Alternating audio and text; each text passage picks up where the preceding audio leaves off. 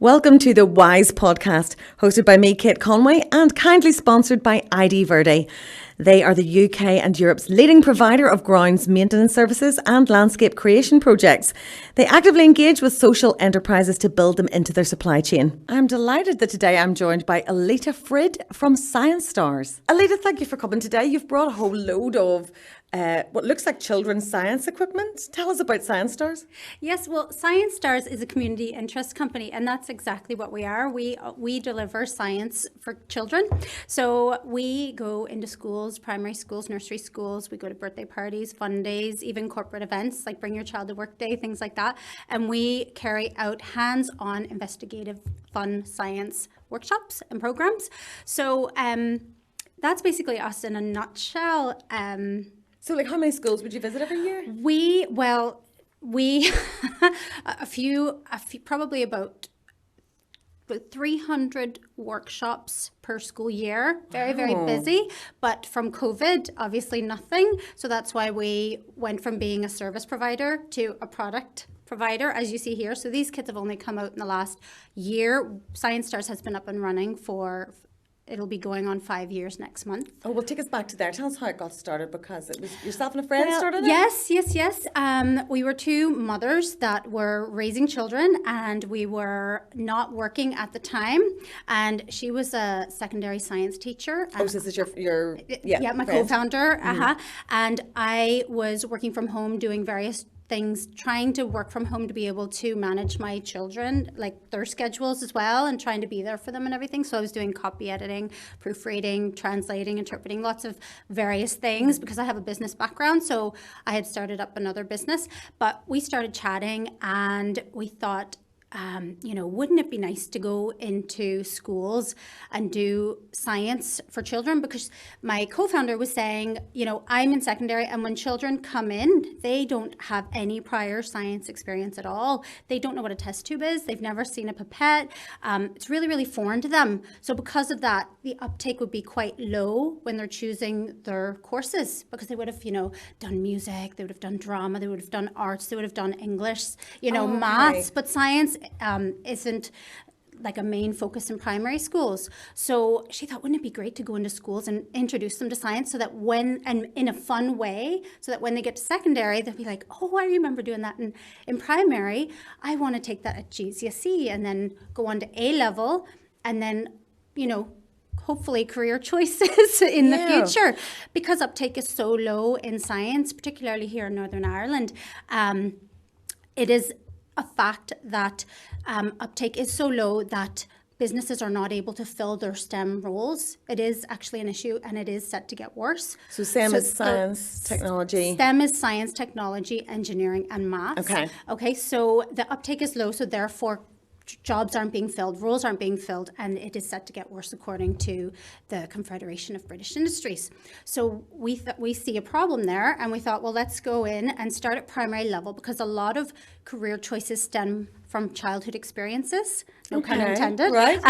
But so starting young is where you plant the seed that then will carry on with them as they get older. So we decided, it has to be hands-on, it has to be fun. You get more learning when you're doing it yourself. So the children actually become the scientists. They actually carry out the investigations and the experiments from start to finish. So we go into the classroom. We bring lab coats. This is the tiniest lab coat I've ever seen. What age would that fit? Like a 4-year-old? This would be for like nursery, yeah. So 3 to 4 year olds. So we go into nursery schools as young as 3, and they're using the likes of these pipettes. So it's very good for their hands, because it's nice and large for their hands to kind of grasp. It's colorful, so it's bright, it's attractive, and also it's using a lot of their fine motor skills and practicing fine motor skills. So they actually, by the end of it, they learn to suck up liquid in that. And that actually isn't an easy thing to do, because a lot of them, they'll pull it out before they open it up. And so we would go into use your pinching fingers, everybody use your pinching fingers. So it's very much designed for young children. Yeah, to teach them how to use the equipment, so roughly what the pieces are and then how to use them. Yeah. Okay. Yeah. So then so they actually become the scientists, and then because of that, they're getting the learning, they're getting the confidence. And Science Stars is female run and female led. And because female uptake in science is so low, and it's well, females are very represented in science. We like the fact that we are the role models for young girls to see that they themselves can be scientists. Yes. And it's good for the boys to see as well, yeah, girls can be scientists too, because, you know, traditionally science has been a very male-dominated field. And so we would have like parents coming up to us, and I have friends of little girls and friends that are parents of little girls, and they would come to me and say, my daughter wants to be a scientist when she gets older. Do you know, where can I get those lab coats? Where can I, do you know, and I have so many parents that because of us going into their schools, or me maybe doing their birthday parties or whatever, the other women that work with us, it's really, it's showing that it is working, like it is igniting that interest. So girls are getting interested in science, and they are saying, you know, if they can do it, I can, because it is so important to be role models, because if you can't see it, if you don't see it, you can't be it. You can't be it, yeah. So, yeah. And so tell us about, because you work with women, it's all women, it's a fully women, Well, female-led. 98%, let's say, yeah. you know, Pretty mostly close. women.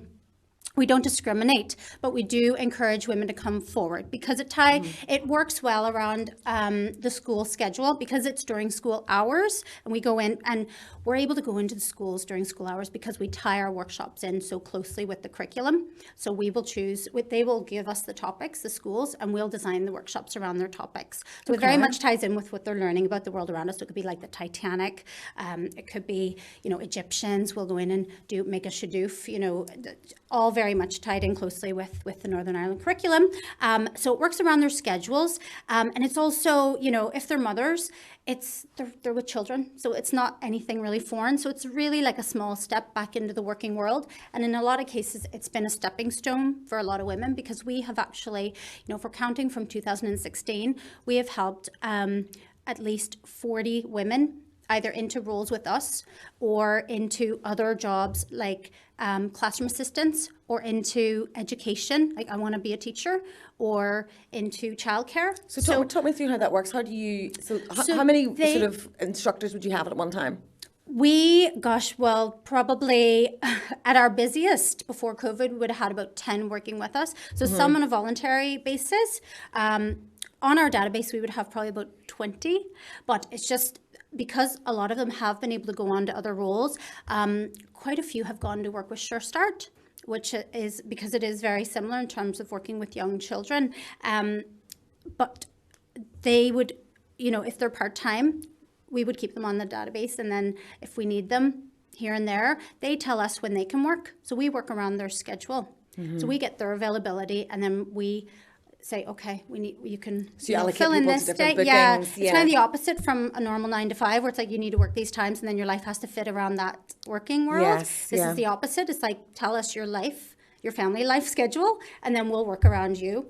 So that in that way, we have the women that come in, we would have our main facilitators, and then they would have like a shadower. So that would be how the woman, the female, the person first gets their chance to go into the classrooms. And as they go on being sort of like the helper to the main facilitator, so helping hand out equipment, helping put on lab coats, we sing little songs for the children, doing all that, they slowly build their confidence. So we don't throw them in at the deep end. So by the time it comes to them becoming a main facilitator, their confidence has grown, because it's been such a gradual process that one day they're just directing a workshop, and they are blown away. And it's just amazing to see the confidence growing, and from start to then being a main facilitator, it's just amazing to see. So how do you find the people that you work with? Well, people, a lot of it has been word of mouth. We haven't necessarily had to post as such.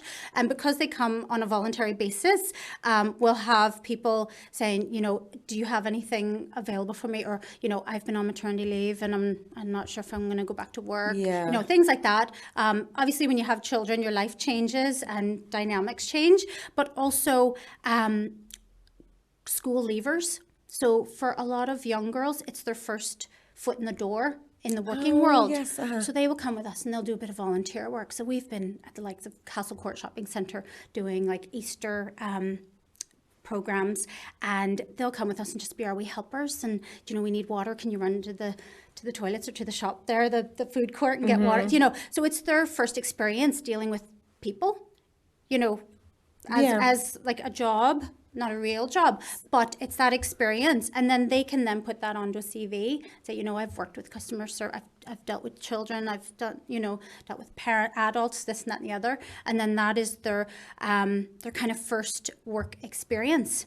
And then I'll have, parents contacting me saying, can we put Science Stars on our CV for the first wee job at the shop or at the spa, or, whatever. I'm like, absolutely. That's what it's for. Yeah. So that is and can I use you as a reference? Like, I don't know how many times people have said, can I use you as a reference? Absolutely. For working with community groups, working as volunteers in other places. So I am seeing the benefits for the women by the amount of times that they're coming back to me saying, can I use you as a reference for classroom assistant jobs, for Sure Start? Because you're seeing them their progression. Every time you're a reference, that's another step for them. Yeah. So it's really, really benefiting the women that otherwise wouldn't necessarily get that chance to put their foot in the door, or wouldn't necessarily be able to go and work a normal 9-to-5 job. Like, we have one of our main facilitators who, her son has severe autism, nonverbal. So she is always in hospital appointments, going to the doctors here, going to psychologists there. And so she would very much be, okay, I can only work these days, this month. And then I would go, okay, I'll plan around you. And another lady we have working with us that is just for health reasons, can't stand up or can't be out 9 to 5 sort of thing. So going to a school for a couple of hours here and there is perfect. Yeah. So essentially you've created a business that is encouraging children and young people to consider science as a career. Mm-hmm. But also you've provided what is essentially a dream job for a lot of people. Yeah. Well, it's true. So we've always said our mission is twofold, and that's what it is. So it's basically to assist women into employment, but at the same time, they're being the role models for young girls, for children in general, but also with that science outreach that is so desperately needed here, because it's not a main subject taught in primary school. It fits into the world around us topic.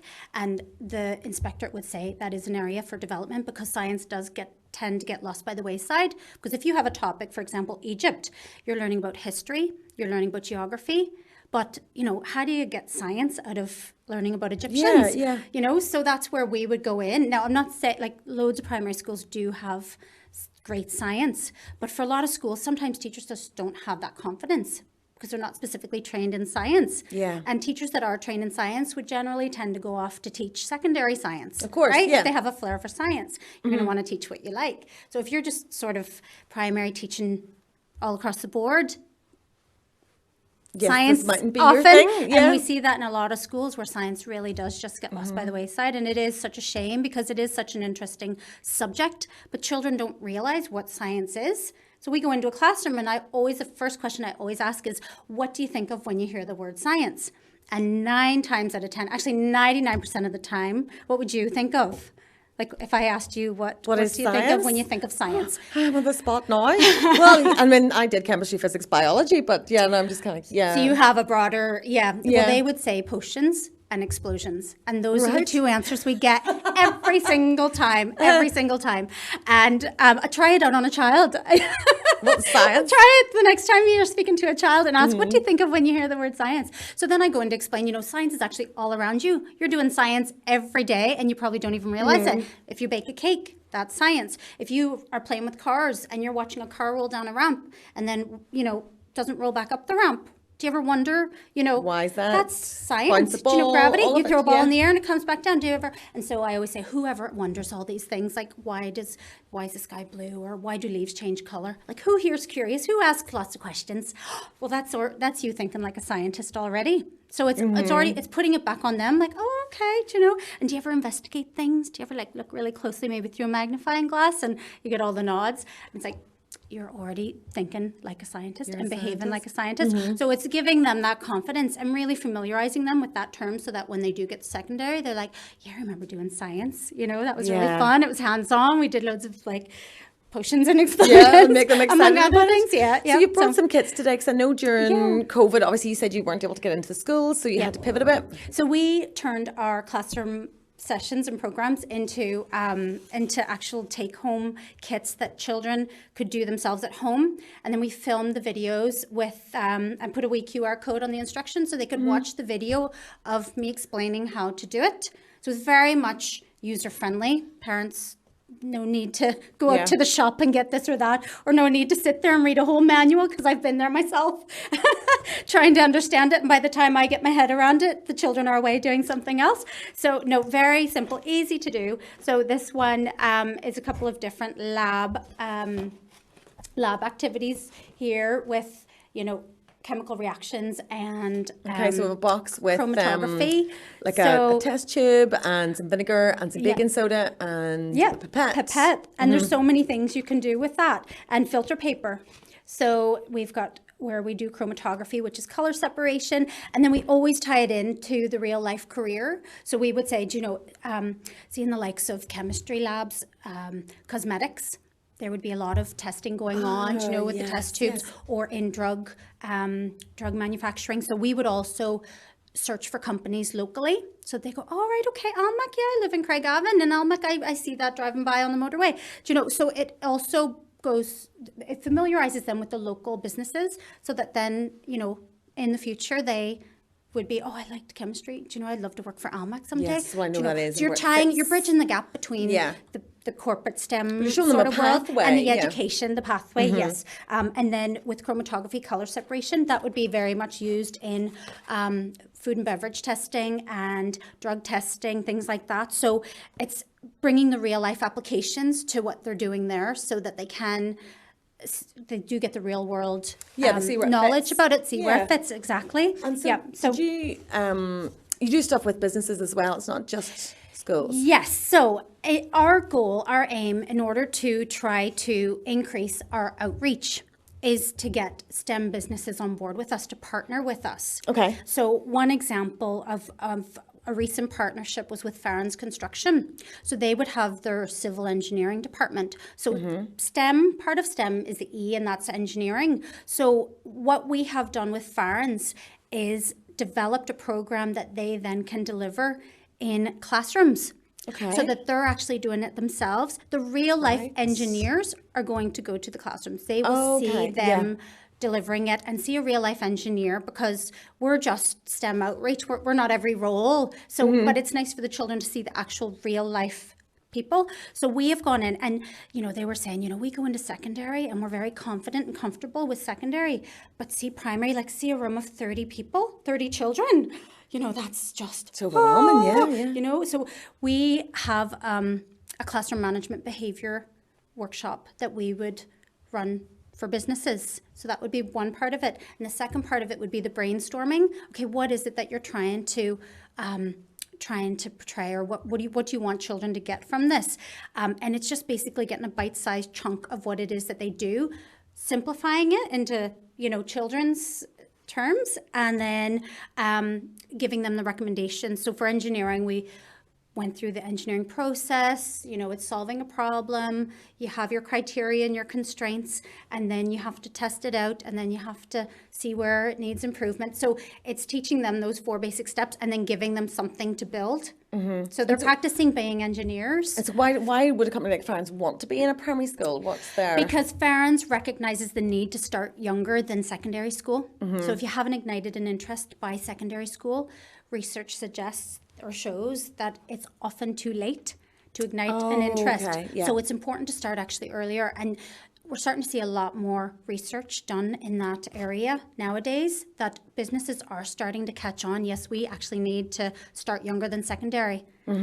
Yes, they've kind of stepped back and gone, we need to go. We need, and actually bringing that branding, all that sort of stuff into the classroom. So, if you see Farron's on your equipment, that logo, that yellow logo, I always remember that, because I was at a careers day and I remember we got the erasers to take home, and I took an eraser home for my son, and it's one of those things, it's just implanted in my brain. But that also it familiarizes children with companies. And, you know, we want our children to stay here. We don't want them to go away and work in Australia or Canada. The brain drain, yeah. You know, so it'd be nice if they are actually familiar with what exists here, and that, you know, our local people can fill those roles in the future. Yeah. So that is my dream. That is my aim. So you're keen to link up with more businesses who would want to Yeah. do that kind of thing? And then what other kind of like sort of people or whatever do you want to make connections with? Well, corporate world, in terms of these kits, for example, we have recently been working with City Belfast, so the Citibank, and they have a very successful Families Matter network. That's a mouthful. And so what they basically do, they're trying to improve the work-life balance, and they recognized, you know, people over the lockdown, children were at home, parents were trying to work from home. So they got in touch with us and they said, look, would you be able to develop kits that we could do for our whole staff, like all of our staff, for their children? So we were like, yeah, absolutely. Do you know, we've got all these different variety of kits. So we sent them a couple, choose which ones you think would be the most successful. And they sent it out to all of the employees in Northern Ireland, and they were all able to select one. And then we developed, we created them and sent them to all the families. But most recently, they have decided, you know what, see the seniors, see the parents of the staff, you know, the ones that are being that are isolated or have been isolated, you know, is there something you could do for them? And I thought it was a really good, like, I thought, you know what, I've always wanted to work with seniors. I love working with elderly. I love the stories. I love the banter. And that is, see, children and elderly, they're like my favorite groups. And so I thought, you know what, yeah, absolutely. Like, I've been waiting for this moment. No, but so we have actually designed kits for seniors, and we have different things like gardening kits. We have ones planting all little seeds in little pots. So they're all like mini sized kits that they can do just there at home. So everything's in the kit again. So the soil and the little pots and the seeds. We've got one that's all little brain teasers. So little games and puzzles, Rubik's Cube. And I even got puzzles made of local scenery. So the Dark Hedges and Giant's Causeway. So it's actually the photograph, but it's in puzzle form. So they make the local, you know, scenery as well. And then another one would be a science one. This is part of the science one that we do for them.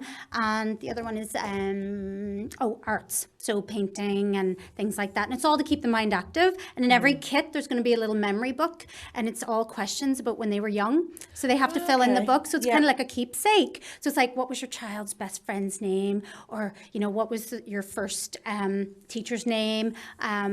What's a funny memory you have as a child? Or when was a time that you got in trouble for something, and what did you do? What was the punishment? So it's kind of helping them remember, but something to pass on, so that you have the memories. Because I love hearing stories about back in the day and what was life like, you know, what sort of sweets would you have eaten, what were the names of them, what games would you play, all that sort of thing. So it's just lovely. So many ideas and just so much energy. I think I think Science Starz is going to explode anytime now. So if people want to get in touch with you, where can they find you? We're on most of the platforms. So we are on Instagram, we are on Facebook, we're on Twitter, and we have our website, which is sciencestars.com. So it's Science Starz with a Z at the end. And so really, just any of those platforms. Brilliant. Or even through Amanda at Social Enterprise NI. Amanda Social Enterprise NI has been so supportive of us from the very, very start. They're very good. Yeah, So brilliant. Well, thank you so much. I'm looking forward to seeing where you go next. It's amazing. Yes, stay tuned. Thank you. Join me next time when I'll be chatting to Jackie Pope from GLL and Better Belfast. Thanks again to Elita, Frid from Science Starz, and also to ID Verde, our sponsor. If you're a social enterprise and you'd like to find out more about opportunities to work with ID Verde, please contact Amanda at Social Enterprise NI.